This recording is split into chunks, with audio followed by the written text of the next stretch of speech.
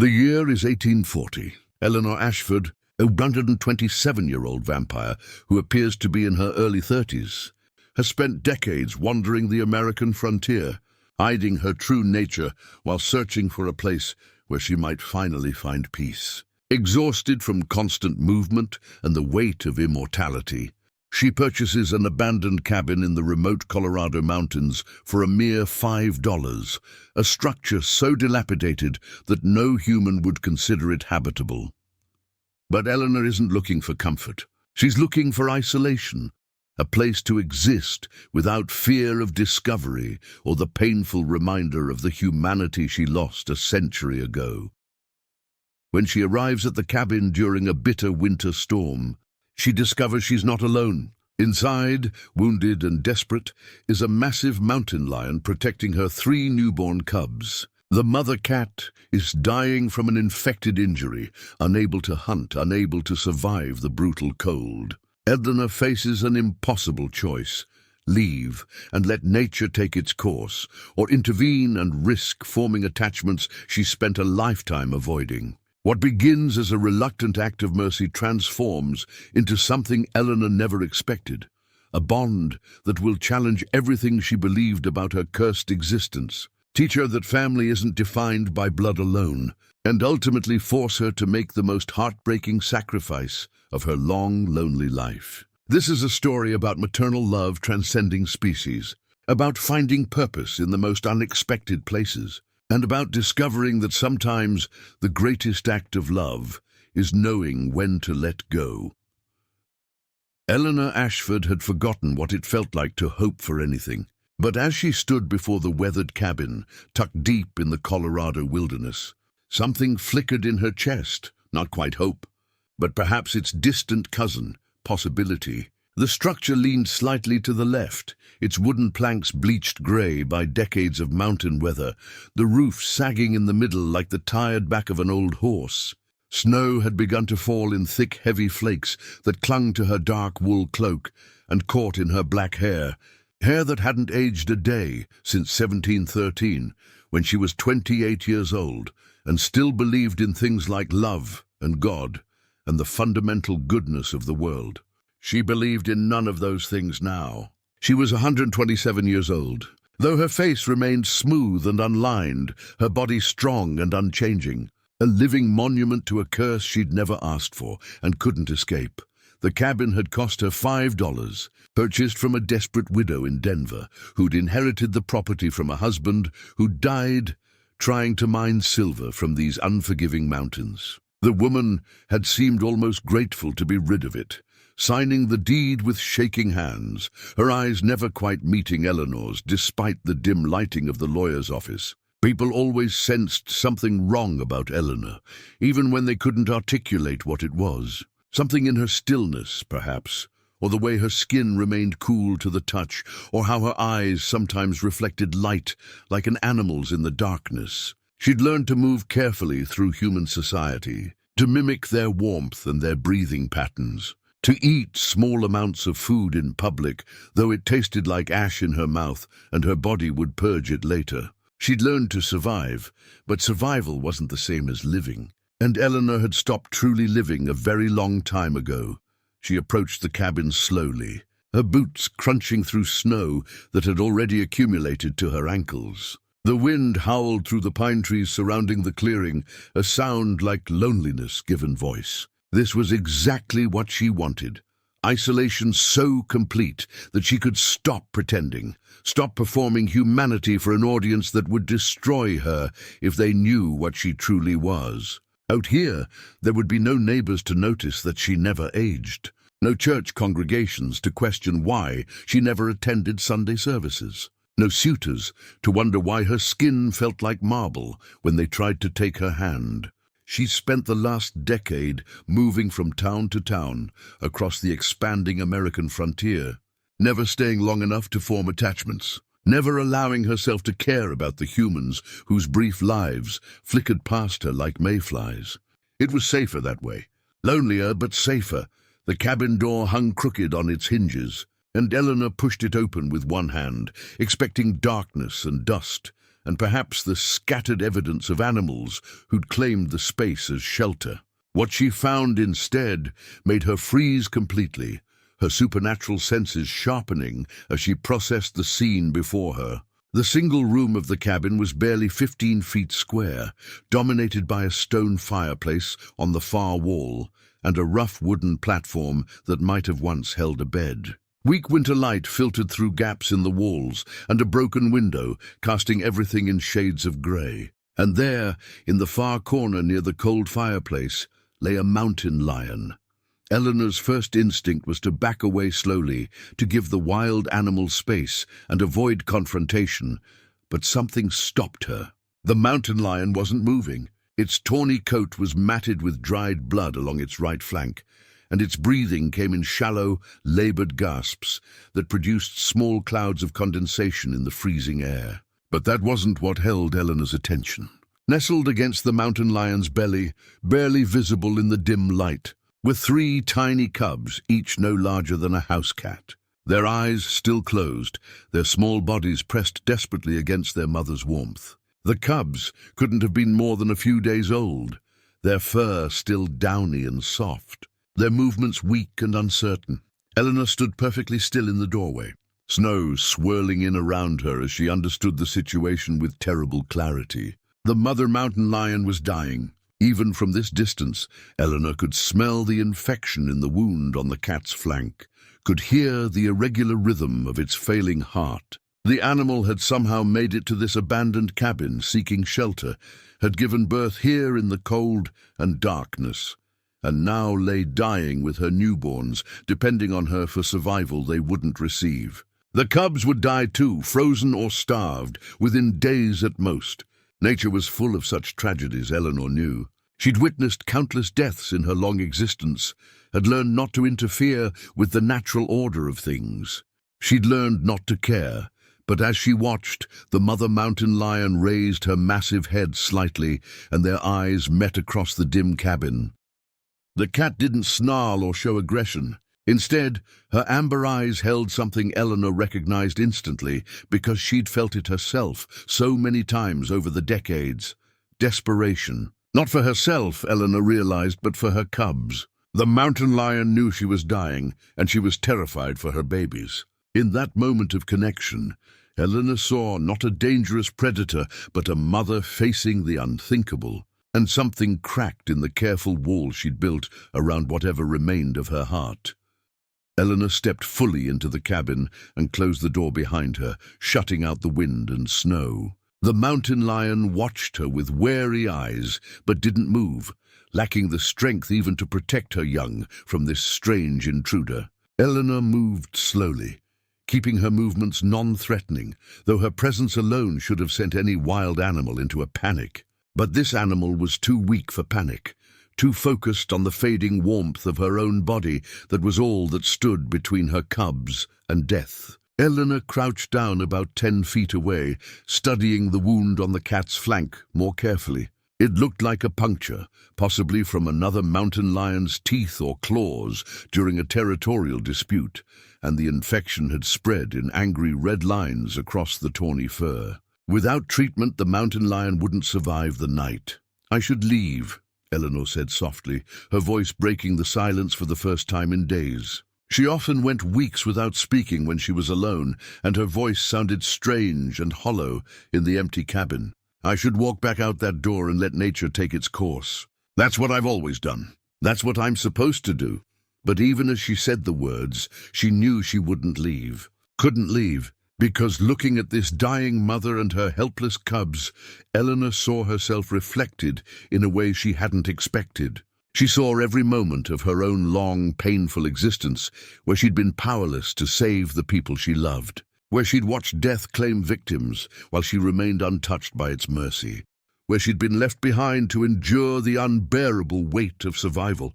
Eleanor had been human once, had been a mother once, though those memories had the quality of a dream now, soft-edged and painful to touch. She'd had a daughter named Sarah, born in 1710 in a small village in Massachusetts, with her father's green eyes and her mother's stubborn chin. Sarah had lived for exactly 3 years, 2 months and 14 days before fever took her, and Eleanor had held her tiny body and begged God for a miracle that never came. 2 years later, grief had made Eleanor reckless, and she'd gone walking alone at night through woods she'd been warned to avoid.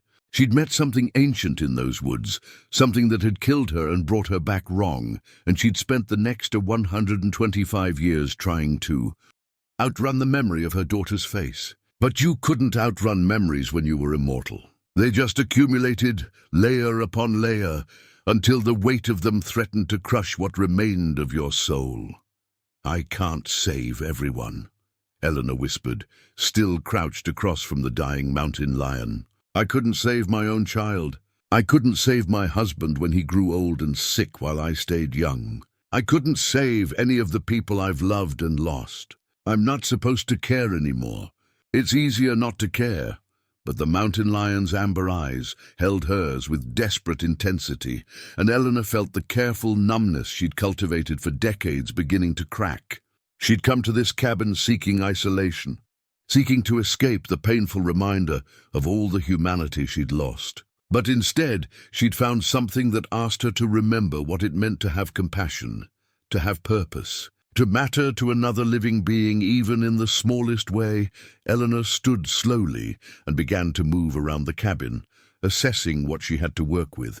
The previous occupant had left behind a few items: a rusted metal bucket, some moldy blankets, a box of tools that included a knife with a chipped blade, and remarkably, a small metal box containing matches and what looked like medical supplies, probably left behind by the miner who died here, meant for emergencies that had come too late for him, but might not be too late for others. Eleanor had no medical training, not in the formal sense, but she'd lived through 127 years of human history and picked up knowledge the way others collected scars. She'd watched doctors work, had learned basic field medicine during her years following wagon trains west, had an understanding of infection and treatment that would have seemed miraculous to someone from her original time period, but was simply accumulated experience. She gathered the supplies and approached the mountain lion slowly, kneeling just beyond the reach of the cat's powerful claws. "I'm going to help you," Eleanor said softly, not sure if she was trying to calm the animal or herself. "I'm probably making a terrible mistake, but I'm going to help you anyway. Try not to kill me while I do." The mountain lion watched her with those amber eyes, but remained still, and Eleanor carefully reached out to examine the wound on the cat's flank. The animal flinched but didn't strike, perhaps understanding on some instinctive level that this strange creature who smelled wrong, but moved with confidence, might be her cub's only chance at survival. The wound was worse up close, the infection deep and spreading, the flesh around it hot with fever. Eleanor used the knife to carefully cut away the matted fur around the injury, then opened the medical kit to find what she hoped would be there: a small brown bottle labeled carbolic acid in faded script. She'd seen doctors using it to clean wounds, though the practice was still controversial and considered radical by many physicians. But Eleanor had watched it work, had seen infections clear when the acid was applied, despite the terrible pain it caused. She uncorked the bottle and poured a small amount onto a relatively clean piece of cloth from one of the old blankets. "This is going to hurt," Eleanor warned, and then pressed the carbolic-soaked cloth firmly against the infected wound. The mountain lion's entire body went rigid, a low growl building in her throat, but she didn't lash out at Eleanor. Instead, the cat's head turned to check on her cubs, making sure they were still safe against her belly, still breathing, still alive. Even in agony, this mother's first thought was for her babies, and Eleanor felt something twist painfully in her chest. Some emotion she'd tried very hard to bury over the decades, suddenly surfacing with uncomfortable intensity. She cleaned the wound thoroughly, wiping away infected tissue and dried blood, working with the steady hands of someone who'd learned long ago to divorce herself from emotion when action was required. When she finished cleaning the wound, Eleanor tore more strips from the cleanest blanket she could find and bound the mountain lion's flank, wrapping the makeshift bandage firmly but not so tight that it would restrict movement. The cat was panting from pain and exhaustion, her body trembling, but there was something different in her eyes now. Not hope exactly, but perhaps a diminishment of the stark terror that had been there before. Eleanor sat back on her heels and studied her patient, knowing that cleaning the wound might not be enough, that the infection had already spread through the cat's system and might kill her anyway. But at least now there was a chance, however small, and Eleanor had learned over her long existence that sometimes a small chance was all anyone could ask for.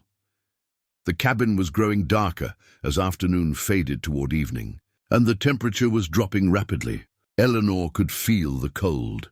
Though it affected her differently than it would a human, she experienced it as a sensation rather than a threat, her undead body requiring no warmth to function. But the mountain lion and her cubs needed warmth desperately, and the stone fireplace offered the only real hope for that. Eleanor moved to the fireplace and began clearing out the debris that had accumulated there over years of abandonment. Old bird nests, leaves, small animal bones. She used the tools from the box to break apart some of the damaged wood from the cabin's interior walls, creating a pile of kindling and larger pieces that would burn.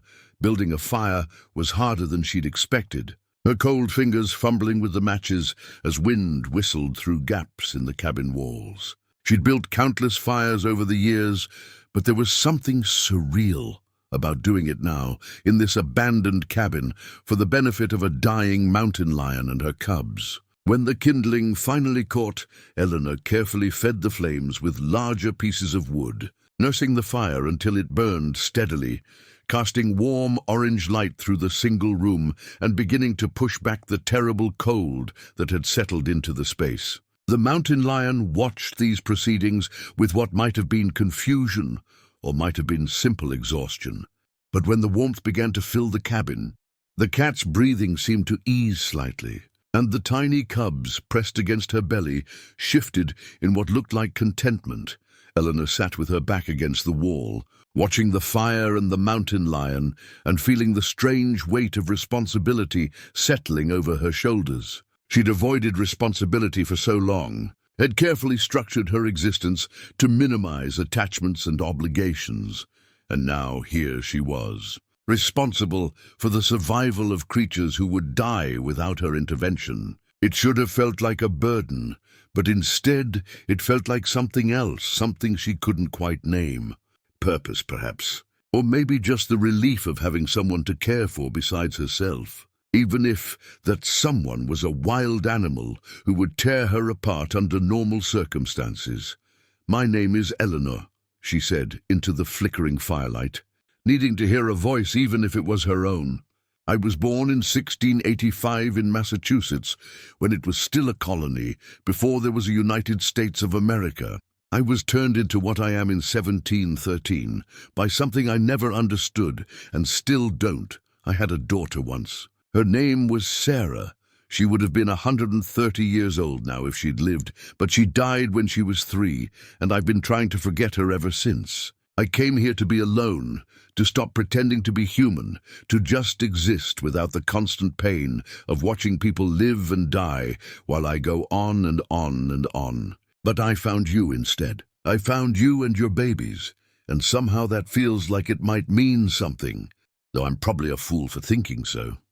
The mountain lion's amber eyes reflected the firelight, and one of the cubs made a small mewing sound, a tiny noise of hunger or cold or simply existence. Eleanor closed her own eyes and let herself remember, just for a moment, what it had felt like to hold Sarah as an infant. The weight of that small body in her arms, the fierce, protective love that had flooded through her, the certainty that she would do anything, sacrifice anything to keep that child safe. She'd failed then, powerless against disease and the cruel randomness of death. But maybe, just maybe, she could succeed now. Maybe she could save these cubs and their mother. Maybe she could prove that her long existence had some purpose beyond simply enduring. Maybe she could matter again, even if only to creatures who would never understand what she truly was. The fire crackled and sparked, and outside the wind howled with the voice of winter. And Eleanor sat in the abandoned cabin with a dying mountain lion and 3 helpless cubs. And for the first time in decades, she didn't feel quite so alone. She didn't feel quite so much like a monster.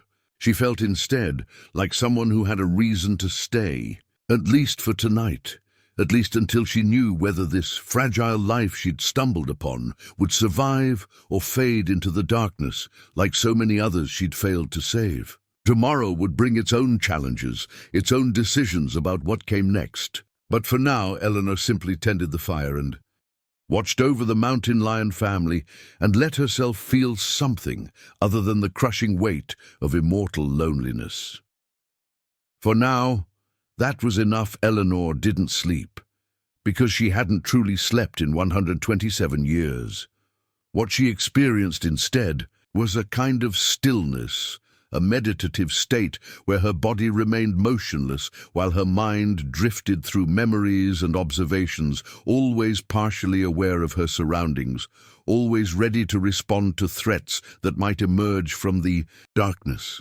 But tonight, she didn't allow herself even that small respite.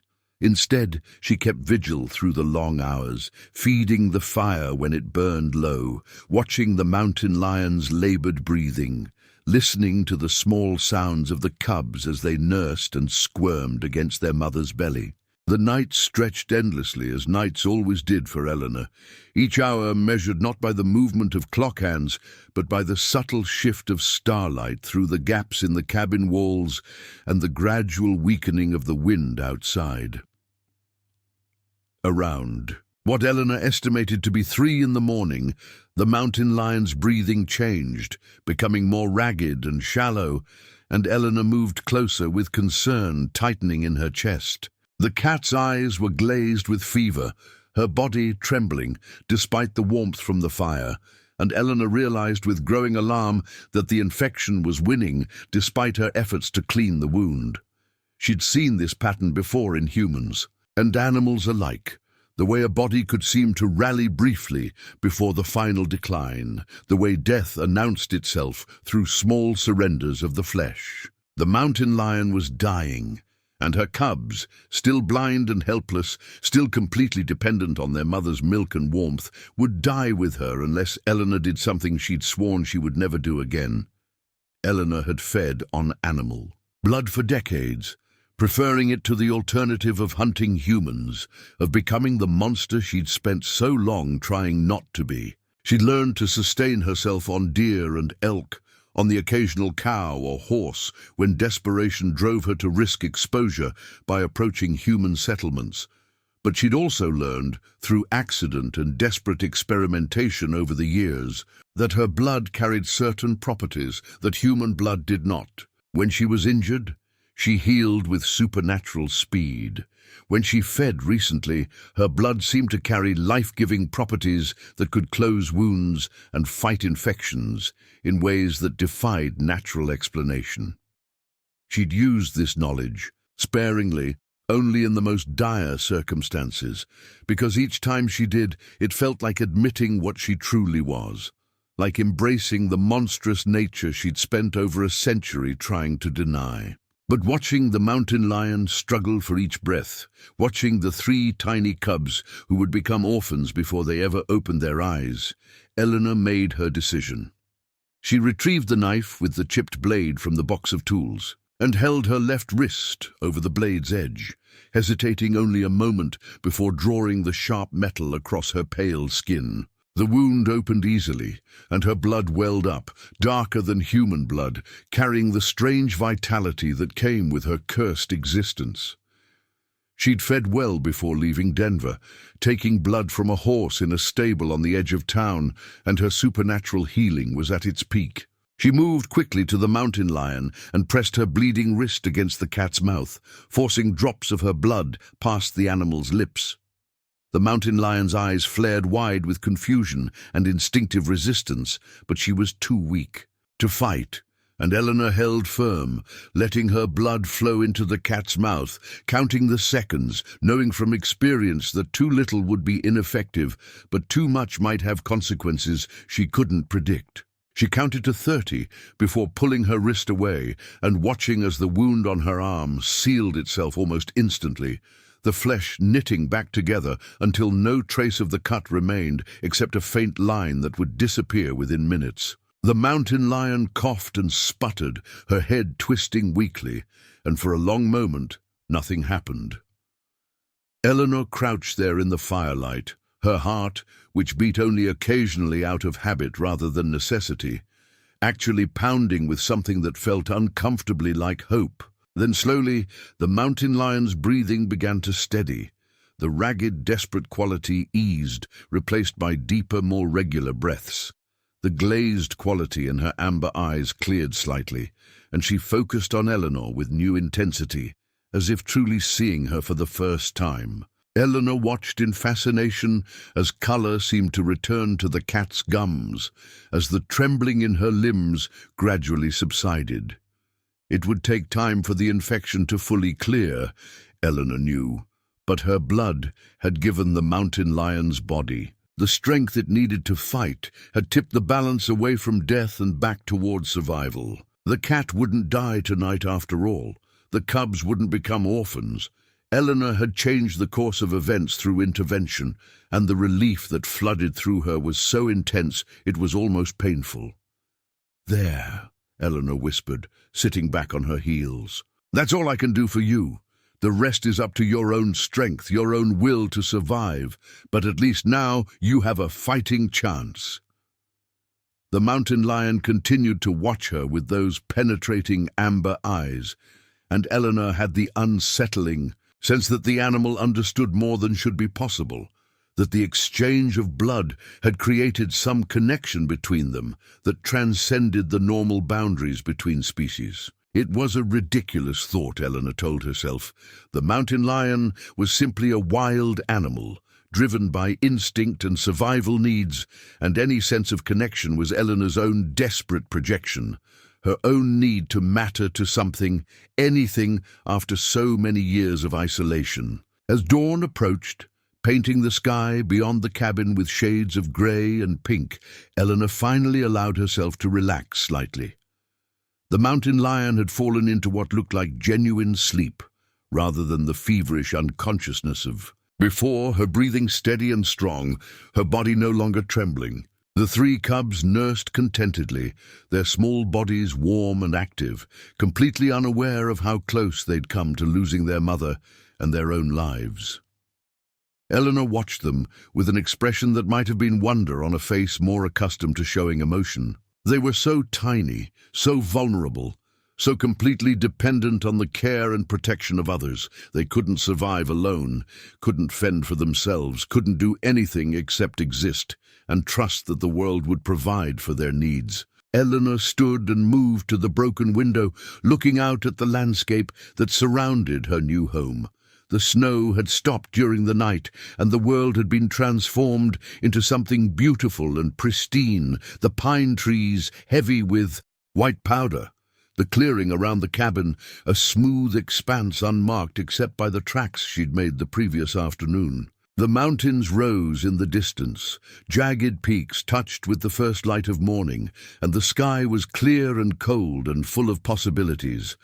This was supposed to be her sanctuary, her escape from the world and all its painful complications. Instead, it had become something else entirely. It had become a place where she was needed, where her actions had consequences that mattered, where she'd chosen to intervene in the natural order of things and couldn't simply walk away from the results of that choice. The practical problems began to assert themselves as full daylight arrived. Eleanor had no food in the cabin, no supplies beyond what she'd found in the metal box, no water except what she could melt from snow. More importantly, the mountain lion would need substantial amounts of food to rebuild her strength and produce milk for her growing cubs, and Eleanor would need to figure out how to provide that. She couldn't hunt in the traditional sense. Her vampiric nature meant she needed blood, not meat, and she'd never learned to hunt game for any purpose except to feed herself. But the mountain lion couldn't hunt in her weakened state, and the cubs would suffer if their mother's milk dried up from malnutrition. Eleanor would have to become a provider, a hunter, a caretaker for creatures that had no reason to trust her and every reason to fear her. She spent the morning making the cabin more habitable, using tools and materials at hand to block the worst of the gaps in the walls, to secure the broken window with boards torn from the damaged interior walls, to create a space that would retain heat more effectively and provide better shelter from the elements. The mountain lion watched these activities with calm attention, no longer showing the defensive wariness of the previous night. And Eleanor found herself talking to the animal as she worked, her voice filling the silence in a way that felt simultaneously strange and comforting. She'd gone so long without conversation, without connection to another living being, that even this one-sided dialogue with a wild animal felt like a luxury she'd denied herself for too long. "I'll need to hunt for you," Eleanor said as she hammered boards into place with a rock, since she had no proper hammer. "I've never hunted for anyone else before.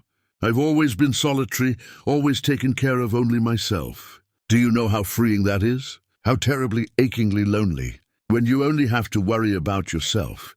You can move through the world without leaving marks, without forming attachments, without risking the pain of loss. But you also move through it without meaning anything, without your existence making any difference at all. I've been a ghost for 127 years. Present but not really here, watching humanity from the outside, like someone pressing their face against a window to see a party they weren't invited to. I told myself it was better this way, safer, less painful, but maybe I was wrong. Maybe existing without connection isn't really existing at all. The mountain lion's ears swiveled toward Eleanor's voice, tracking the sound, and one of the cubs made a small mewing noise that its mother answered with a low, rumbling purr that Eleanor felt more than heard. It was such a simple sound, that purr, an expression of contentment and reassurance, and it stirred something in Eleanor that she'd thought was long dead. She remembered making similar sounds to Sarah when her daughter was an infant, those wordless murmurs of comfort and love that passed between mother and child, the primal communication that transcended language. She remembered the weight of Sarah in her arms, the trust implicit in that small body's complete relaxation, the overwhelming sense of being needed in a way that made everything else seem insignificant. By midday, Eleanor knew she couldn't postpone the hunting any longer. The mountain lion needed food, and Eleanor's own hunger was beginning to assert itself with uncomfortable insistence. She hadn't fed properly in several days, and while she could go much longer without blood if necessary, her strength and her supernatural abilities were strongest when she fed regularly. She needed to hunt for herself and for her unexpected charges, and that meant leaving the cabin and venturing into the winter landscape to find prey. She added more wood to the fire, making sure it would burn steadily for several hours, and checked that the cabin was secure against predators who might be attracted by the scent of the mountain lion and her cubs. "I'll be back before dark," Eleanor told the mountain lion, pulling her cloak tight around her shoulders, more from habit than necessity. "Try not to let anything eat your babies while I'm gone." The mountain lion's amber eyes followed her to the door, and Eleanor had that unsettling sense again that the animal understood more than it should, that some awareness passed between them that shouldn't be possible. She pushed the thought aside and stepped out into the cold afternoon, closing the cabin door firmly behind her. The forest surrounding the cabin was silent, except for the whisper of wind through pine branches and the occasional cascade of snow falling from overladen boughs. Eleanor moved through the landscape with the unnatural grace that came with her condition, her steps leaving barely any impression in the snow, her passage silent as a shadow. She'd hunted in forests like this countless times over the decades, had learned to track prey by scent and sound, had developed an efficiency born of necessity and practice. But hunting for herself was different from hunting for others, and she found herself approaching the task with unexpected anxiety, as if the weight of responsibility changed the fundamental nature of what she was doing. She found a deer an hour later, a young buck, drinking from a partially frozen stream in a ravine about 2 miles from the cabin. Eleanor approached downwind, moving with supernatural speed when the moment was right, taking the animal quickly and cleanly in a way that minimized suffering. She fed first, needing the blood for her own sustenance, feeling the familiar surge of strength and vitality that came with feeding, the way her senses sharpened and her body hummed with stolen life. When she'd taken what she needed, she carefully gutted the deer and quartered the carcass, removing the organs and parts that would be most nutritious for the mountain lion, wrapping them in the deer's own hide to transport them more easily. The return journey took longer, carrying her burden through the snow, but Eleanor found herself moving with purpose that felt different from the mechanical existence she'd fallen into over recent years. She was returning to the cabin not just as shelter, but as home, not just as a refuge from humanity, but as a place where she was needed, where her presence mattered. The sun was beginning its descent toward the western mountains when she finally pushed open the cabin door and found the mountain lion alert and watchful. The cubs nestled against her belly, all of them alive and waiting. The relief Eleanor felt was disproportionate to the situation, she told herself, but she felt it nonetheless. She laid out the deer organs on the cabin floor near the mountain lion, close enough for the cat to reach, but not so close as to seem threatening. The mountain lion's nostrils flared at the scent of fresh meat, and after a moment's hesitation, she stretched forward and began to eat with desperate hunger, tearing into the organs with teeth designed for exactly this purpose. Eleanor watched with satisfaction, knowing that this food would help the cat rebuild her strength and produce the rich milk her cubs needed to thrive. She'd done something good here, something that mattered, and the feeling was so unfamiliar after decades of emotional isolation that Eleanor almost didn't recognize it. As evening settled over the cabin and Eleanor built up the fire again against the coming cold, she found herself thinking about the future in a way she hadn't allowed herself to do in years. The mountain lion would need weeks to fully recover, and the cubs would need months before they were old enough to survive on their own. That meant Eleanor would be here, in this cabin, caring for them, hunting for them, protecting them. It meant forming attachments, taking responsibility, caring about creatures whose lives were heartbreakingly brief compared to her own immortal existence. It meant risking the pain of loss that she'd spent so long trying to avoid. Every instinct Eleanor had developed over 127 years of lonely survival told her to leave, to walk away while she still could, to return to the safe isolation of not caring about anything or anyone. But when she looked at the mountain lion and her 3 tiny cubs, when she saw the amber eyes watching her with something that looked almost like trust, when she heard the small sounds of the nursing cubs and the mother's protective purr, Eleanor knew she wouldn't leave. She couldn't leave. Whatever happened next, however this unlikely situation resolved itself, she would see it through. She would matter to these creatures, even if only temporarily, even if it led inevitably to loss and pain. Because mattering, Eleanor realized, was better than the alternative. Caring was better than the emptiness of not caring. And maybe, just maybe, learning to love again, even if it was loving a family of wild animals in an abandoned cabin in the Colorado wilderness, was better than spending another century as a ghost in her own existence. "We'll figure this out," Eleanor said softly, speaking to the mountain lion, to the cubs, to herself. "I don't know how, but we'll figure it out together. You need me, and I think maybe I need you too, though I'm not sure I can admit that yet. So we'll stay here in this broken cabin, and we'll survive the winter, and we'll see what comes next. That's all anyone can do, really. Just survive to see what comes next." The fire crackled and sparked.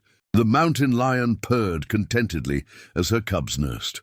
And outside, the first stars began to appear in the darkening sky. And Eleanor sat with her unlikely family and felt something unfamiliar stirring in her chest, something that might have been happiness, or might have been hope, or might have been the first fragile threads of healing after 127 years of running from her own broken heart. The days that followed established a rhythm that Eleanor hadn't experienced in over a century.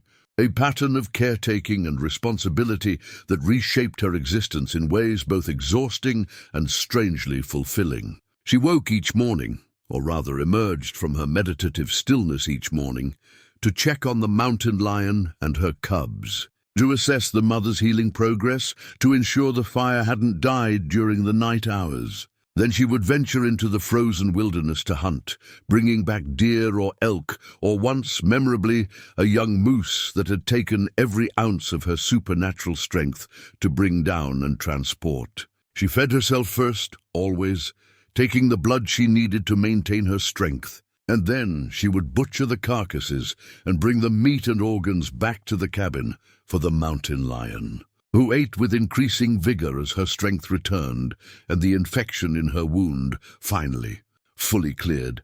The mountain lion's recovery was nothing short of remarkable, and Eleanor knew it had everything to do with the blood she'd given the cat that first desperate night. The wound on the cat's flank healed with supernatural speed, the angry red lines of infection fading to healthy pink and then to barely visible scars beneath golden fur. Within a week, the mountain lion was able to stand and move around the cabin, though she remained close to her cubs, her maternal instincts keeping her vigilant and protective. By the second week, she was strong enough to groom herself properly, to play gently with her cubs as their eyes finally opened to reveal bright amber irises that mirrored their mothers, to communicate with Eleanor through a complex vocabulary of chirps and rumbles and long, assessing stares that seemed to peer directly into Eleanor's ancient soul. Eleanor found herself talking to the mountain lion constantly, filling the silence with words that spilled out of her like water from a cracked vessel, releasing decades of loneliness and unexpressed thoughts. She told the cat about her human life, about growing up in colonial Massachusetts when the new world was still truly new, about her marriage to Thomas Ashford, who'd been a carpenter, and a kind man who'd loved her with steady devotion until death claimed him at 63, while Eleanor remained frozen at 28. She talked about Sarah, really talked about her daughter for the first time in over a century, describing the child's laugh and her curious nature, and the way she'd loved collecting smooth stones from the creek behind their house. She talked about the night she was turned, about the creature in the woods that had seemed almost sad as it killed her and brought her back changed, about the decades that followed, where she'd learned what she'd become and what it meant to exist outside humanity's brief span. "I named you. You know," Eleanor said one evening as she sat by the fire, watching the mountain lion clean her cubs with long swipes of her rough tongue. "I can't just keep calling you the mountain lion in my head. It feels wrong, impersonal. So I've decided to call you Aurora, after the dawn, because that's when I knew you would survive, when the sun rose that first morning and you were still breathing. And your cubs, the largest one, the male, I'm calling him Atlas, because even now he's trying to carry the weight of his sisters, always positioning himself between them and anything he perceives as danger. The middle cub, I've named her Luna because of the crescent-shaped marking on her forehead. And the smallest, your runt who fights so hard for every meal, she's Ember, because she burns with such fierce determination to survive." Aurora looked up at Eleanor's voice, her amber eyes reflecting the firelight, and Eleanor could have sworn the cat understood, could have sworn she saw approval in that steady gaze. The cubs grew rapidly, their eyes opening after 10 days to reveal the world in all its limited, cabin-bound glory, their ears perking up and swiveling to track sounds, their legs growing steadier beneath them as they began to explore beyond their mother's immediate warmth. They were endlessly fascinating to Eleanor, who found herself spending hours simply watching them play, observing the way Atlas would pounce on his sisters with exaggerated fierceness, The way Luna would stalk bits of wood as if they were dangerous prey. The way Ember would climb on her mother's back and mew with triumph as if she'd conquered a mountain. Eleanor had forgotten what it was like to find joy in such simple observations, to be entertained by the antics of young creatures who knew nothing of the world's cruelties and existed entirely in the present moment.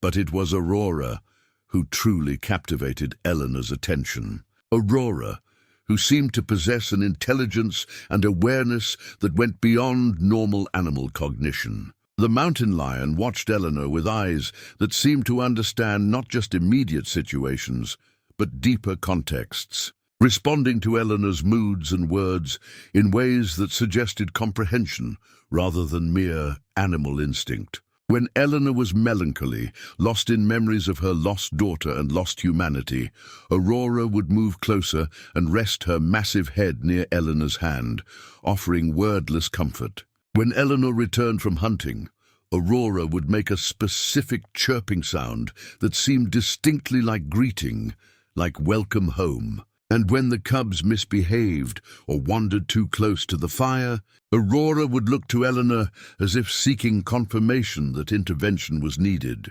as if they were co-parents working together to raise these rambunctious babies. 3 weeks into their cohabitation, something happened that confirmed Eleanor's suspicions about the connection between them. She'd been out hunting longer than usual, tracking a herd of elk that had led her miles from the cabin, and darkness had fallen before she made it back. She was still half a mile away when she felt it, a sudden spike of alarm that wasn't her own, a sense of danger that flooded through her mind with crystal clarity. Aurora was afraid. Something was threatening the cubs. Eleanor didn't question the impossible knowledge, didn't stop to analyze how she could possibly know what a mountain lion was feeling from half a mile away. She simply ran, moving with supernatural speed through the dark forest, her feet barely touching the snow, branches whipping past her face as she covered the distance in minutes that would have taken a human an hour. She burst through the cabin door to find Aurora standing over her cubs, her body positioned protectively, her lips pulled back in a snarl that revealed teeth designed to kill. At the broken window that Eleanor had imperfectly repaired stood a male mountain lion, larger than Aurora, his scarred face and torn ear suggesting a life of territorial battles and violent encounters. He'd been drawn by the scent of the female and her cubs, and his intentions were clear in every line of his aggressive posture. Male mountain lions often killed cubs that weren't their own, Eleanor knew, eliminating competition and bringing females back into breeding condition. This male would kill Atlas, Luna, and Ember if he got the chance, and Aurora, still recovering her full strength, might not be able to stop him alone. Eleanor positioned herself between the intruding male and Aurora's family, meeting the mountain lion's eyes with her own inhuman gaze, letting him see what she truly was. Her eyes, she knew, would catch the firelight and reflect it back with an unnatural gleam, would show the predator that he wasn't the apex predator in this cabin. She pulled her lips back in an approximation of Aurora's snarl, showing her own teeth, the canines longer and sharper than any humans, designed for a different kind of hunting. She made herself larger, spreading her arms, and released the supernatural presence she usually kept carefully contained, letting the air around her shimmer with the wrongness of her existence, with the uncanny valley sensation that made humans instinctively recoil, and animals' hackles rise with primal fear. The male mountain lion hesitated, his aggression wavering as his instincts screamed conflicting messages. The creature before him looked like prey, smelled wrong, moved with predatory confidence that his animal brain recognized as dangerous. He snarled again, but it was defensive now rather than aggressive, and Eleanor took a step forward, then another, pushing him back from the window. Behind her she could hear Aurora's protective rumbling, could hear the cubs mewing in fear, and she channeled every ounce of her supernatural nature into the confrontation, making herself into something terrifying, something ancient and wrong and deadly. The male mountain lion held his ground for another moment, then turned and fled into the darkness, his retreat marked by the sound of scrambling claws and displaced snow. Eleanor stood at the window for long minutes after he'd gone, making sure he wouldn't return, her body humming with adrenaline that her vampire physiology processed differently than a human's would. When she finally turned back to the cabin, she found Aurora watching her with those penetrating amber eyes. And the mountain lion made a sound Eleanor had never heard before, a long, complex vocalization that seemed to carry multiple meanings. Gratitude and recognition and something deeper that Eleanor couldn't quite interpret. Then Aurora did something that shocked Eleanor to her core. The mountain lion approached slowly, cubs forgotten for the moment, and pressed her massive head against Eleanor's chest, rubbing against her in a gesture of affection and trust that wild animals simply did not offer to creatures outside their species. Eleanor stood frozen for a heartbeat, then slowly, carefully raised her hand and placed it on Aurora's head, feeling the warmth of living fur beneath her eternally cool palm, feeling the vibration of Aurora's purr travel through her fingers and up her arm and into her chest, where something had been broken for a very long time. "You're welcome," Eleanor whispered, her voice thick with emotions she'd forgotten she could feel. "You and your babies are safe. I won't let anything hurt you. I promise." And as she made that promise, Eleanor realized she meant it with every fiber of her being, realized that these creatures had become her family in a way she'd never intended, realized that she would fight anything, human or animal, that threatened them. The cubs, sensing the danger had passed, came tumbling over to investigate, and Atlas climbed up Eleanor's leg with needle-sharp claws that caught in her dress fabric, mewing indignantly until she picked him up. He was warm and solid in her hands, his heart beating rapidly against her palm, his small pink tongue darting out to lick her fingers with rough affection. Luna and Ember wound between her feet, making sounds of their own, and Aurora watched with what Eleanor could only describe as maternal satisfaction, as if pleased that her cubs were accepting Eleanor as part of their family unit. Eleanor sank down to sit on the cabin floor, her back against the wall, and let the cubs climb on her while Aurora settled nearby, and for the first time in 127 years, Eleanor felt like she belonged somewhere, like she was part of something larger than her own isolated existence. "The blood," Eleanor said softly, understanding flooding through her. "When I gave you my blood that first night, it did more than heal your infection. It created a connection between us, didn't it? That's how I knew you were in danger tonight. That's how we understand each other in ways that shouldn't be possible. My blood changed you somehow, gave you some aspect of what I am, created a bond that transcends normal boundaries." Aurora's ears swiveled toward Eleanor's voice, and the mountain lion's gaze held such depth of awareness that Eleanor couldn't doubt her theory. The vampiric blood that sustained Eleanor's unnatural existence had mixed with Aurora's life force and created something unprecedented, some hybrid connection that allowed communication and understanding between species, between natural and supernatural. The implications were staggering, and Eleanor spent the rest of the night considering them while the cubs slept in a warm pile and Aurora dozed, with one eye always partially open, always watchful. Eleanor had given blood to injured creatures. Before, had seen accelerated healing, but she'd never spent extended time with any of them afterward, had never formed bonds that might reveal deeper effects. But Aurora was different because Eleanor had stayed, because she'd chosen to remain and care for the mountain lion and her cubs rather than moving on as she'd always done before. And in staying, Eleanor had discovered that her cursed existence might offer more than just endless isolation and predatory survival. It might offer connection, even if that connection was with creatures who existed outside human society, who would never judge her for what she was, who accepted her absolutely because they didn't understand enough to do otherwise. Over the following days, Eleanor became increasingly aware of the bond she shared with Aurora. She could sense the mountain lion's emotions as vague impressions: contentment when the cubs nursed successfully, alertness when sounds outside the cabin suggested potential threats, the deep satisfaction of a full belly after eating.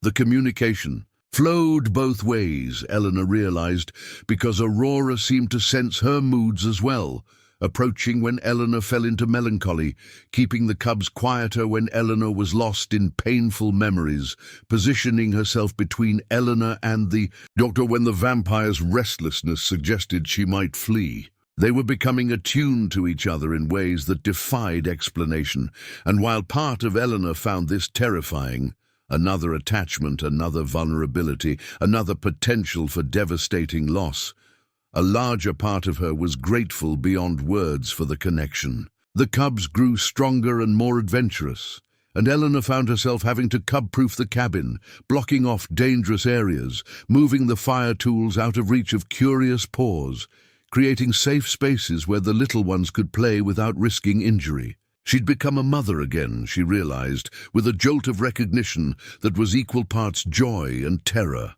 Not a human mother, not a conventional mother by any definition, but a mother nonetheless to 3 mountain lion cubs who were imprinting on her as strongly as they imprinted on Aurora, who saw her as a provider and protector and source of entertainment when she would dangle strips of leather for them to chase or roll smooth stones across the floor for them to pounce upon.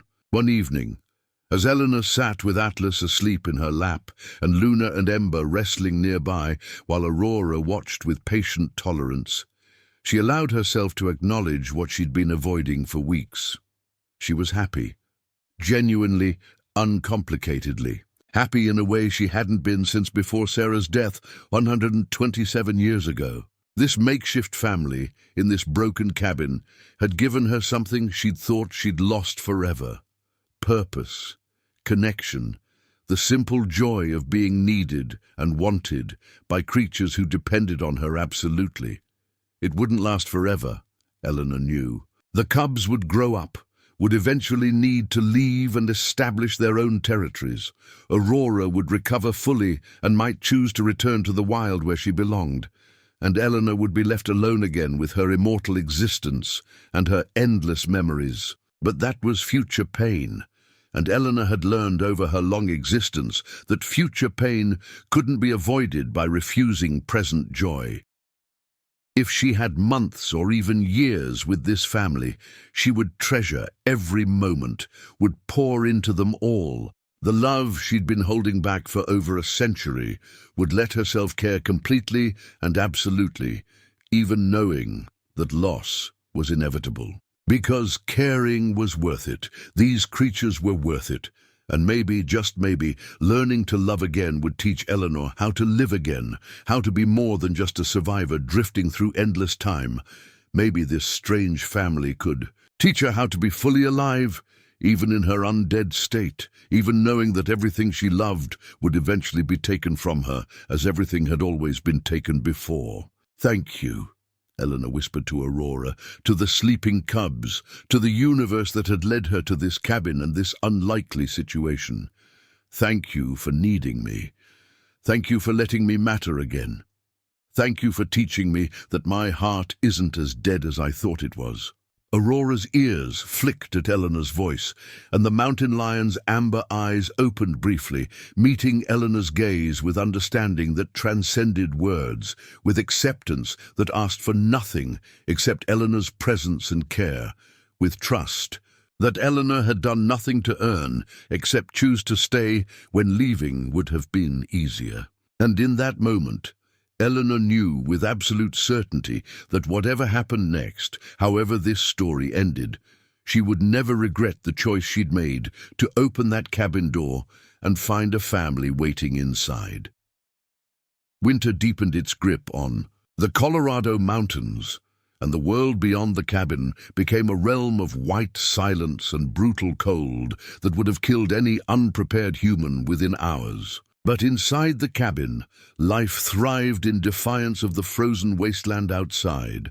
The cubs grew at an astonishing rate, transforming from helpless infants into rambunctious juveniles who could climb and pounce and wrestle with increasing skill. Atlas, true to his name, had become the largest and most protective of the three, always positioning himself between his sisters and anything unfamiliar, his playfighting already showing hints of the powerful predator he would become. Luna had developed into a graceful hunter in training, her movements fluid and calculated as she stalked everything from shadows to Eleanor's trailing cloak. And Ember, the smallest, had revealed herself to be the most intelligent and curious, constantly exploring every corner of the cabin, constantly testing boundaries and investigating anything that caught her attention. Eleanor watched their development. With the fascination of a scientist and the tender attention of a mother, documenting their progress in a journal she'd started keeping, using paper and pencil she'd purchased during a careful trip to the nearest settlement 20 miles away. That journey had been her first extended absence from the cabin since finding Aurora, and it had revealed just how deeply attached she'd become to her unusual family.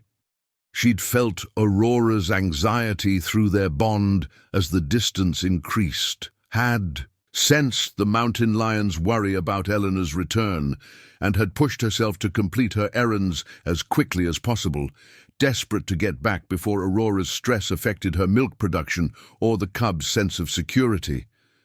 When Eleanor had finally returned, laden with supplies including fabric for warmer clothes and salt for preserving meat, Aurora had greeted her with such obvious relief and joy that Eleanor had found herself fighting back tears she didn't know she could still produce. The bond between Eleanor and Aurora continued to deepen and evolve in ways that both fascinated and unnerved Eleanor. She could now sense Aurora's location even when the mountain lion was outside the cabin, could feel the cat's emotional state, as clearly as her own, could sometimes even catch impressions of what Aurora was seeing or experiencing. It worked both ways. Aurora seemed to understand Eleanor's spoken words with increasing precision, responding to requests and suggestions in ways that suggested genuine comprehension rather than simple conditioning. When Eleanor asked Aurora to keep the cubs away from the fire, the mountain lion complied immediately. When Eleanor expressed concern about the depleting meat stores, Aurora would look toward the door with obvious understanding that hunting was necessary. They had become true partners in raising the cubs, two mothers from different species united by supernatural connection and shared purpose. But as the cubs grew, new challenges emerged. They needed more space than the small cabin provided, needed room to run and play and develop the physical skills they would require as adult mountain lions.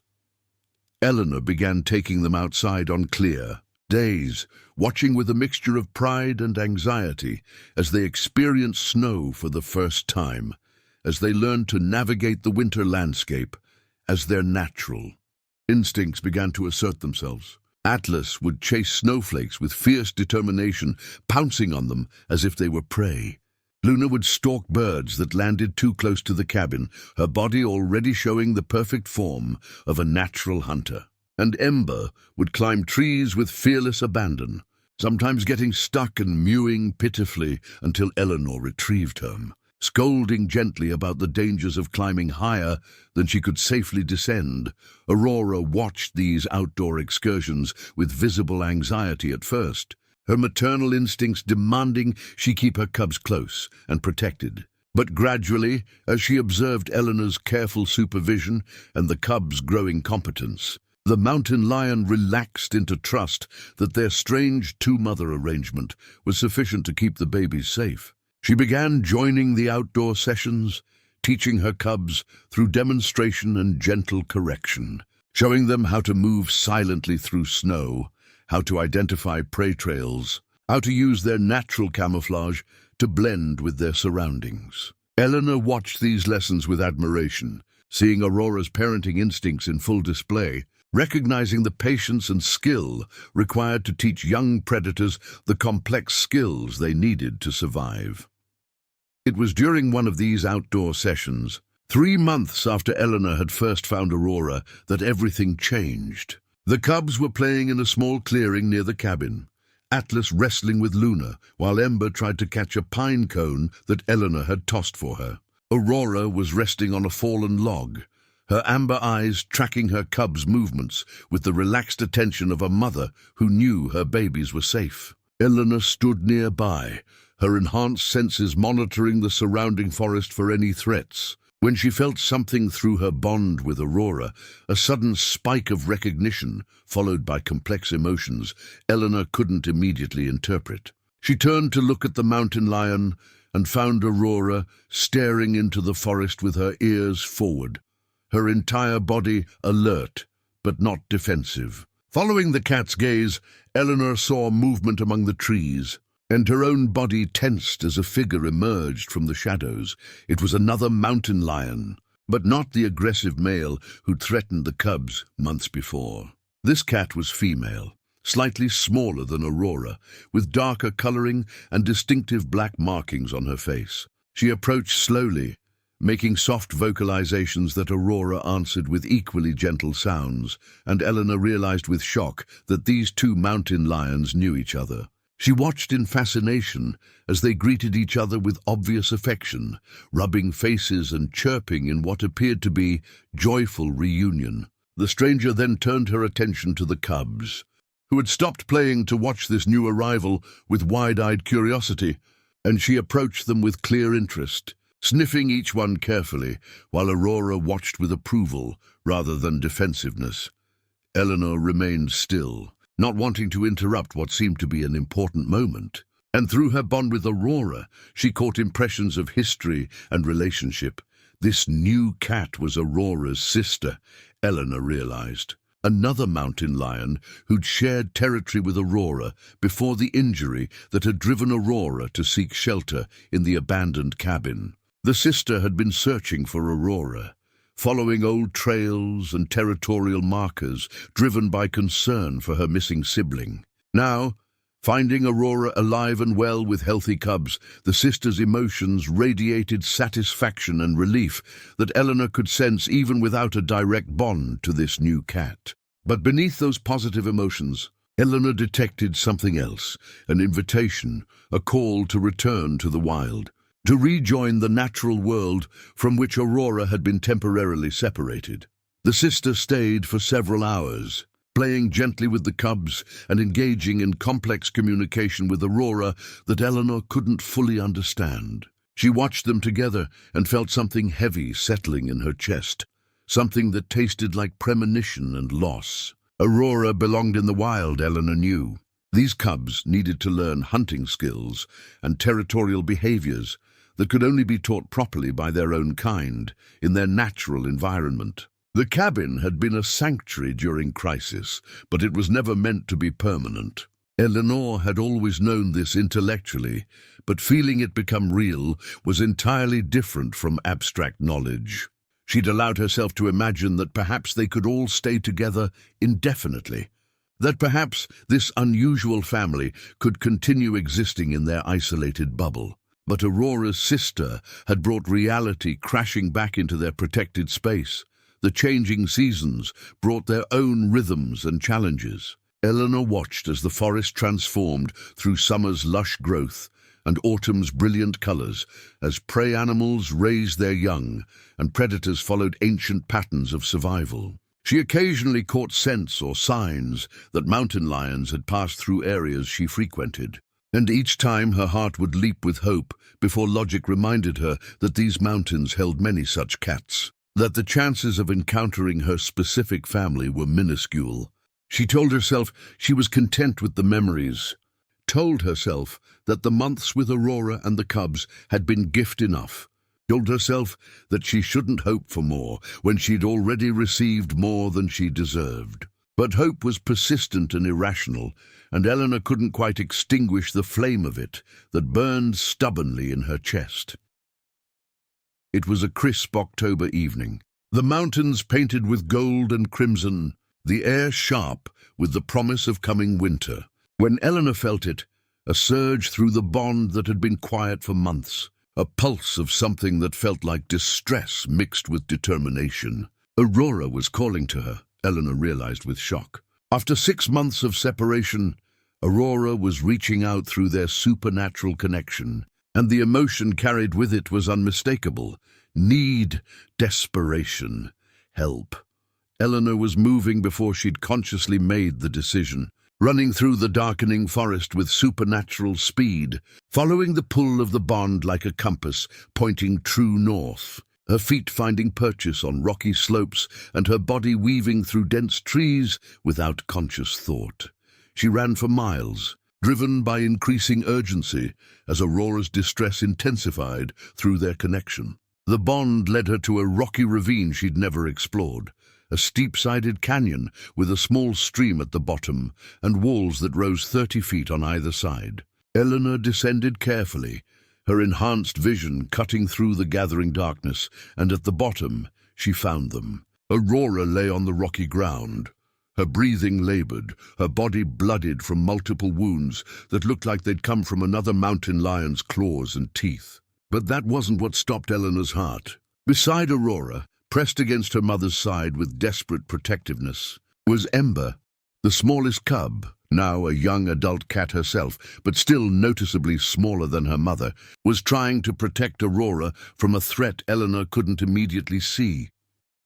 Eleanor approached slowly, and Ember's head whipped toward her, lips pulled back in a snarl, before recognition flooded the young cat's amber eyes. Ember made a sound that was half chirp, half cry, a vocalization of desperate relief, and suddenly Eleanor understood the situation with terrible clarity.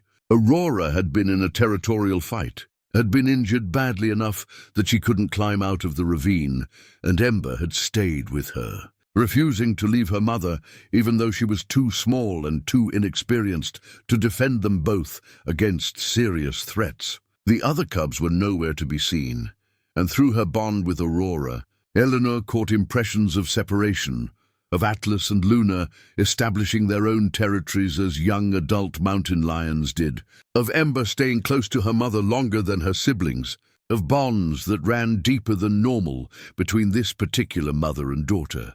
Eleanor knelt beside Aurora and began assessing the damage with hands that had tended wounds for over a century. The mountain lion had deep gashes across her shoulders and flanks, puncture wounds that suggested prolonged combat, and the exhaustion that came from blood loss and pain. It was serious, but not immediately fatal, Eleanor judged with relief. Nothing that her blood couldn't help heal if she administered it quickly enough.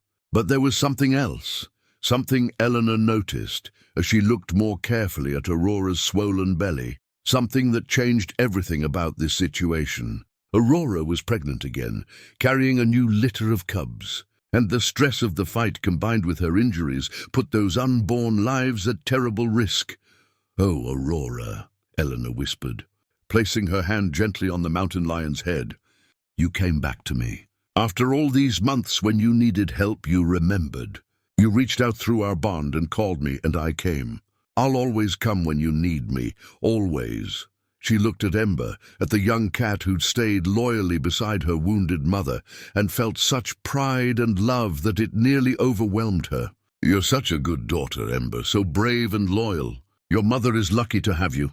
Ember chirped softly and pressed against Eleanor's side, seeking comfort from the strange creature who'd been her second mother during her crucial early months.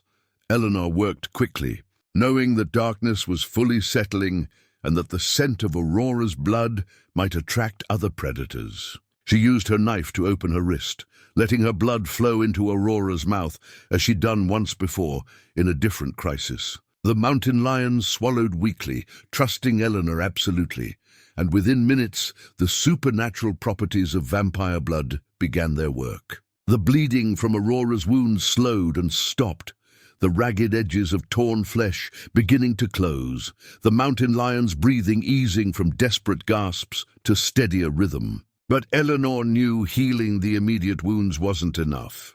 Aurora needed safety and shelter while she recovered. needed protection, while her body redirected resources to healing and maintaining the pregnancy, needed the kind of care that only Eleanor could provide. "I'm taking you home," Eleanor announced, looking between Aurora and Ember. "Both of you. Back to the cabin where I can care for your mother properly and make sure those cubs she's carrying have the best chance to survive. Can you walk, Ember? Can you follow me?" Ember chirped agreement, and Eleanor carefully lifted Aurora in her arms, grateful for supernatural strength that allowed her to carry a full-grown mountain lion as if she weighed nothing. She began the long journey back to the cabin, moving carefully through the darkness, with Ember trailing close behind, the young mountain lion's presence a comfort and a responsibility. They were family again, Eleanor thought with fierce joy, mixed with concern for Aurora's condition. Circumstances had brought them back together, and this time Eleanor would make sure they all survived. The journey took hours, Eleanor's supernatural endurance allowing her to maintain a steady pace, even while carrying Aurora's substantial weight. She murmured reassurances to the wounded mountain lion, feeling through their bond Aurora's gratitude and trust. The mountain lion's absolute faith that Eleanor would fix this as she'd fixed everything before. Ember followed without complaint, occasionally making sounds that Eleanor interpreted as encouragement for her mother, as promises that everything would be all right. When they finally reached the cabin, Eleanor felt overwhelming relief at seeing the structure that had become home, at carrying Aurora through the door into firelit warmth, at laying the mountain lion down on blankets that Eleanor quickly spread in the corner that had once been the family's sleeping area. Eleanor worked through the night, cleaning Aurora's wounds properly, applying poultices made from medicinal plants she'd learned to identify during her years on the frontier, wrapping bandages around the worst injuries, monitoring the mountain lion's vital signs with the practiced attention of someone who'd nursed countless creatures back to health. Ember stayed close, sometimes grooming her mother's uninjured fur, sometimes pressing against Eleanor as if drawing comfort from her presence, sometimes simply watching with those intelligent amber eyes that held understanding beyond what should be possible for a wild animal. As dawn broke, Aurora fell into genuine healing sleep, her breathing even and strong, her body relaxed in a way that told Eleanor the crisis had passed, that mother and unborn cubs would survive. Eleanor sat with her back against the cabin wall, Ember curled against her side, and allowed herself to feel the full weight of what had happened. Aurora had called to her across miles of wilderness, had trusted their bond enough to reach out when injured and desperate, had brought her daughter back to the only place she knew they would find safety and help. The trust implicit in that action humbled Eleanor, made her realize that the months they'd spent together had meant as much to Aurora as they had to her, that the bond between them transcended species and supernatural connection to become something deeper and more profound. Love, Eleanor thought. This was love in its purest form, the choice to be vulnerable with someone, the decision to reach out when you needed help, the faith that the one you called would answer. The following weeks established a new routine that felt both familiar and different from the previous winter. Aurora healed rapidly under Eleanor's dedicated care, the supernatural properties of vampire blood accelerating her recovery in ways that would have seemed miraculous if Eleanor hadn't witnessed such things before. Ember revealed herself to be an exceptional hunter despite her smaller size, bringing back rabbits and smaller prey that supplemented Eleanor's larger kills, proving that Eleanor's training had produced a capable and clever predator. Mother and daughter communicated in the complex language of mountain lions, their bond clearly deep and special, and Eleanor felt privileged to witness it, to be accepted as part of their family unit once more, as Aurora's belly swelled with the growing cubs inside her. Eleanor found herself preparing for another round of caretaking with emotions that mixed anticipation and trepidation. She'd lost this family once and survived it, but could she bear to lose them again?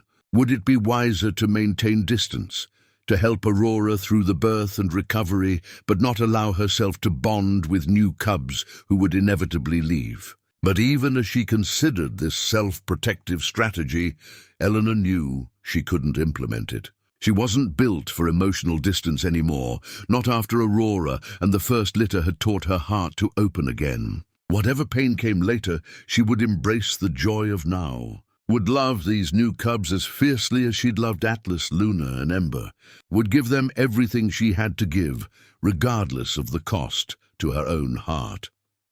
Winter arrived early that year, bringing heavy snows that isolated the cabin from the wider world and creating a cocoon of safety that Eleanor maintained through constant vigilance and hard work. She hunted in blizzards that would kill humans, bringing back elk and deer to feed Aurora's increased appetite as the pregnant cat's body demanded more resources. She kept the fire burning constantly, ensuring the cabin stayed warm enough for the birth that was rapidly approaching. She talked to Aurora about everything and nothing, sharing stories of her long existence, confessing fears about the future, making plans for the spring when decisions would need to be made about what came next for their unusual family.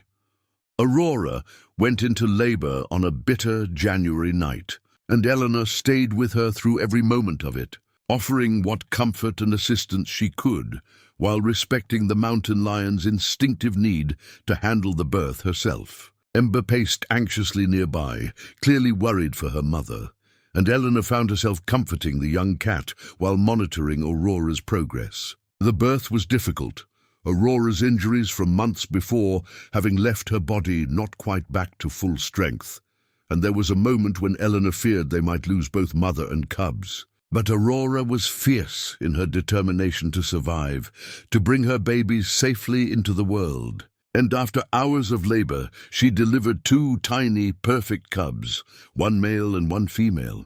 Both healthy and squirming and alive, Eleanor cleaned the newborns while Aurora rested, her hands gentle on impossibly fragile bodies, her heart expanding with love for these new lives that she'd helped bring into being. The male cub was larger and more vocal, announcing his presence with tiny mews that seemed too big for his small body.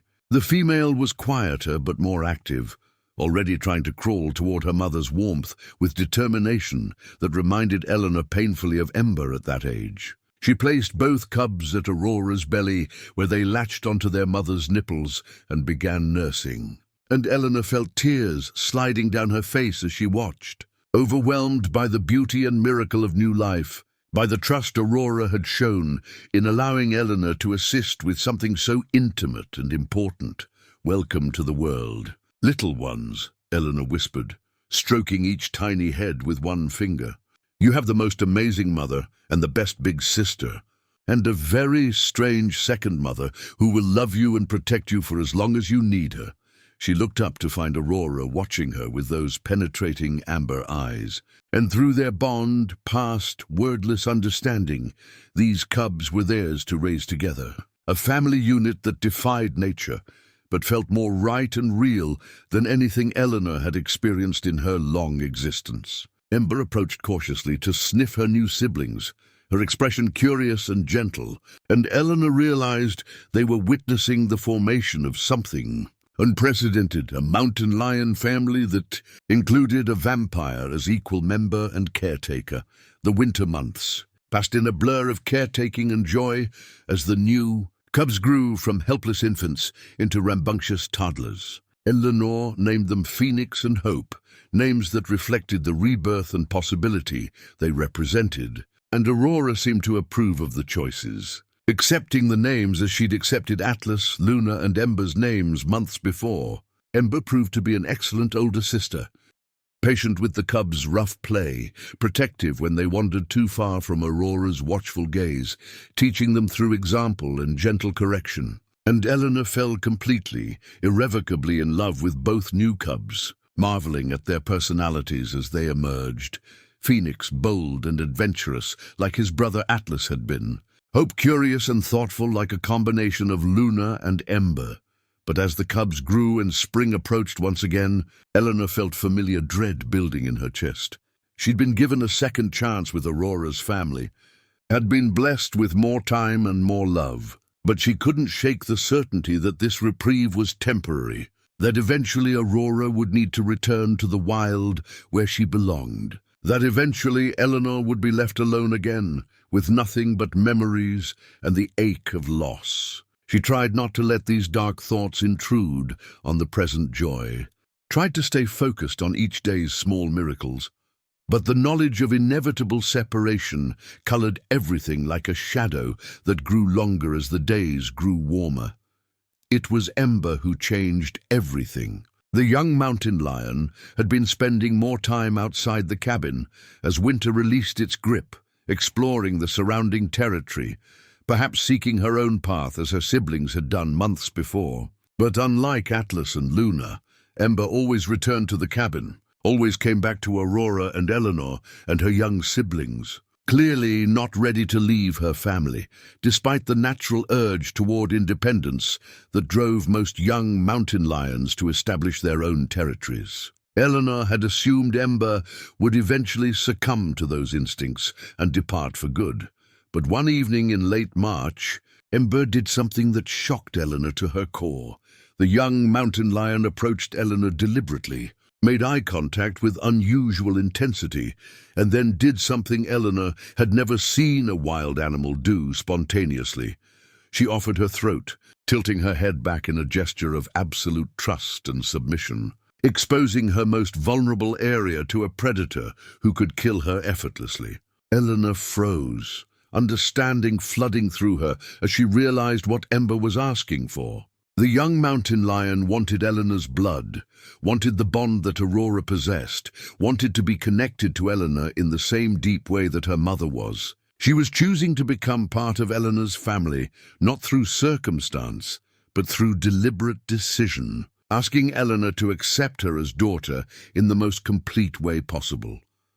Eleanor looked to Aurora, seeking permission or guidance, and found the mother cat watching calmly, her expression suggesting she'd expected this, perhaps even encouraged it. Through her bond with Aurora, Eleanor felt approval and encouragement, felt the mountain lion's certainty that this was right, that Ember's choice should be honored. Eleanor turned back to Ember, this brave young cat who'd stayed loyally beside her wounded mother, who'd helped raise her younger siblings, who was now offering herself for a bond that would tie her to Eleanor in ways neither of them could fully predict.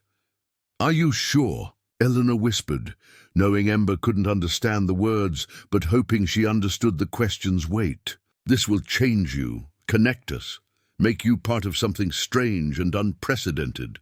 You could leave right now, establish your own territory, live a normal mountain lion life. You don't have to tie yourself to a monster like me." But even as she spoke, Eleanor knew what her answer would be, knew that she couldn't refuse this gift of trust and love, knew that Ember was offering her something precious beyond measure, the choice to stay, the decision to be family permanently rather than temporarily. Eleanor made a small cut on her wrist and held it to Ember's mouth, letting the young cat drink, feeling the moment their bond snapped into place with crystalline clarity. It was different from her bond with Aurora, shaped by their different relationship, but equally strong and profound. Through the new connection, Eleanor felt Ember's emotions, love and loyalty and determination, and the fierce joy of belonging completely.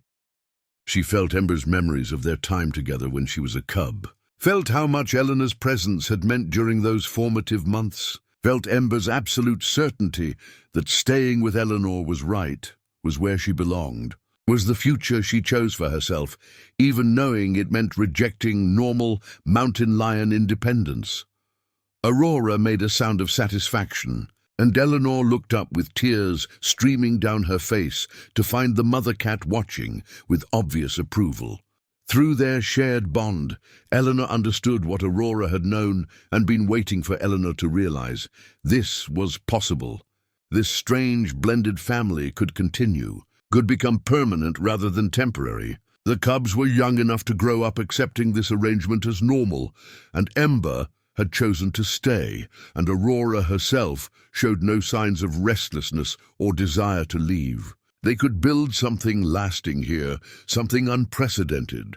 A family that transcended species and nature and all the boundaries that should have kept them separate. "You're staying," Eleanor said wonderingly, looking at Aurora and Ember and the two small cubs who would grow up knowing Eleanor as mother equally with Aurora. "You're all staying. This isn't goodbye. This is choosing to be together, choosing to be family permanently. I don't have to lose you. I don't have to be alone again." The relief and joy that flooded through Eleanor was so intense it was almost painful. Years of anticipating loss suddenly transforming into the reality of permanence.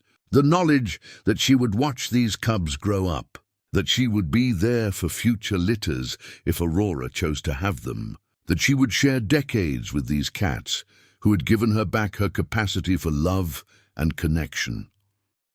That night, Eleanor sat surrounded by her family, Aurora resting peacefully with Phoenix and Hope nursing at her belly. Ember pressed against Eleanor's side with a connection humming between them, the fire crackling warmly, the cabin transformed from temporary shelter into permanent home.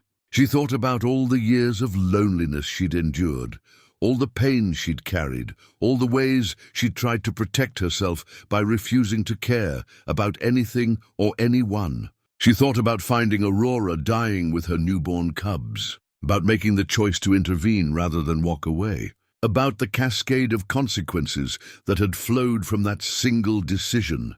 "I was so lost," Eleanor said softly into the peaceful quiet. "For 127 years I wandered alone, convinced I was a monster, convinced I didn't deserve connection or love or family. I came to this cabin planning to hide from the world, to just exist without meaning or purpose. But instead I found you. I found a dying mother and helpless cubs, and somehow you saved me just as much as I saved you. You taught me that family isn't defined by species or blood or convention. You taught me that love is worth the risk of loss, that caring is better than numbness, that mattering to someone, even if that someone is a mountain lion, is worth more than all the safe isolation in the world." She looked at each member of her family in turn, her heart so full it felt like it might burst. "I don't know how long we have together. Your lives will be shorter than mine, and someday I'll have to say goodbye to all of you. That reality hasn't changed, but I've learned that running from future pain means missing present joy, and I won't make that mistake again. I'll love you completely, for as long as I have you, and when the time comes to let go, I'll do it with gratitude for every moment we shared, rather than regret for choosing to care." Aurora raised her head and made the chirping sound that Eleanor had come to recognize as affection and agreement. Ember purred against her side, the vibration traveling through Eleanor's body and settling into her ancient bones like warmth she'd forgotten she could feel. The cubs made their small mewing sounds, content and safe and completely unaware of how extraordinary their existence was, how miraculous it was that a vampire and a family of mountain lions had found each other and built something beautiful from impossible circumstances. Eleanor closed her eyes and let herself feel everything, the warmth of the fire, the solid presence of the cats surrounding her, the bonds connecting her to Aurora and Ember humming with life and love, the sounds of her family safe and together, the profound sense of belonging that she'd thought she'd lost forever when Sarah died 127 years ago. She'd been given an impossible gift, a second chance at family and purpose and love. She'd been given proof that even cursed creatures could find redemption, that even monsters could learn to be gentle, that even immortal vampires could find meaning in protecting and nurturing lives shorter and more fragile than their own. "Thank you," Eleanor whispered, not sure if she was speaking to Aurora, to Ember, to the universe, or to whatever force had led her to this cabin and this family. "Thank you for showing me that I'm more than what was done to me, that I'm more than the curse I carry, that I'm capable of being someone worth loving. Thank you for giving me a reason to exist that goes beyond simple survival. Thank you for making me a mother. Again, for letting me matter, for choosing to stay when leaving would have been easier. Thank you for being my family." The snow began to fall outside, late-season flurries that caught the firelight and turned the world beyond the cabin into swirling beauty. Inside, a vampire and 3 mountain lions, soon to be 4 when the cubs were old enough to understand, sat together in warmth and safety and chose each other. Chose love over fear, chose connection over isolation, chose to build a family that defied every natural law, but felt more real and true than anything Eleanor had experienced in her long, long existence. She'd bought a deserted cabin for $5, seeking solitude, and found instead the very thing she'd been running from for over a century, a reason to live, a family to love, a home that existed not in physical structures but in the bonds between souls who'd needed each other and been brave enough to let down their guards and let love in. And as Eleanor sat with her family in the firelight, feeling more alive in her undead existence than she'd felt in 127 years, she knew with absolute certainty that she would never be truly alone again. Whatever challenges came, whatever losses the future held, she would face them knowing she had loved and been loved, knowing she had mattered to creatures who had no obligation to care about her but had chosen to anyway, knowing she had proven that even the most broken hearts could heal if given the right family, the right love, the right reason to try. The cabin in the Colorado wilderness had cost $5. The family she'd found inside it was priceless beyond measure, and Eleanor would treasure them for every moment they had together, celebrating the miracle of their existence rather than mourning its inevitable end, living fully in love's transformative power rather than hiding from loss's painful certainty. She had found her home. She had found her family. She had found herself, and that was worth everything.